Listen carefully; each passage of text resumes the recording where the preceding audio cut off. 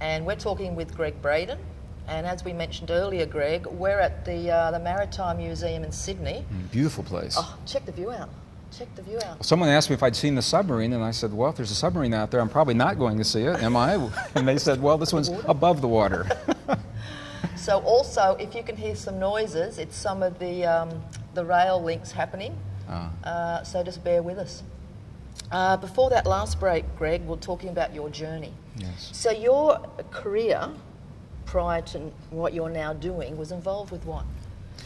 I was trained as a scientist in the physical sciences. My first degree was in geology as an earth scientist. I worked, it's interesting because each of my careers has happened during a decade where I could apply what I was learning and what I'd been educated to do to solve the problem of that time. So it was in the 1970s I was trained as an earth scientist during the oil crisis in our part of the world, in North America. And I began working for a company, Phillips Petroleum, the North Slope of Alaska, searching for new reserves of oil and gas. But I was working on the computer side of things, and that became important later on, and on into the 70s. In the 80s, during the Cold War, the last years of the Cold War, I was a senior computer systems designer for a defense contractor, Martin Marietta Aerospace, working on a project called the Peacekeeper Missile, or the MX missile. There's a whole story we could do about that time in the history of our world and why I found myself in that situation. The 1990s, early 1990, 91, I found myself working for a small startup company out of Stanford University during the time that they became known as Cisco Systems, and they were the worldwide providers for the internet and the stability of the internet. I was the first technical managers and supervisor for technical operations for Cisco Systems.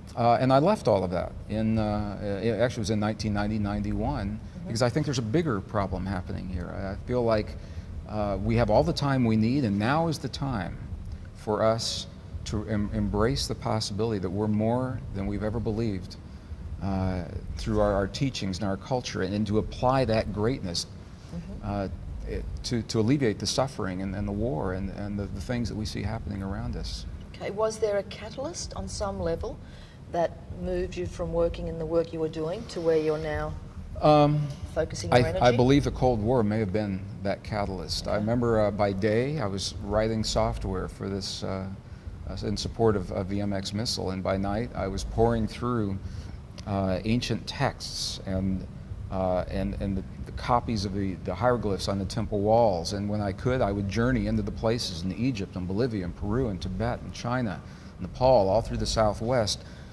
because my sense is that many of the problems we face in the world today, Robyn, we have because we feel that we're so separate from one another, and the war specifically. We're so separate from one another that when we find ourselves short of resources like oil or water or food or something like that, we feel we have to battle one another because of our differences. And we're looking at a part of the world now, a little strip of land in the Middle East, where the people believe they're so different they can't even coexist on that strip of land. And I know there are a lot of reasons for that.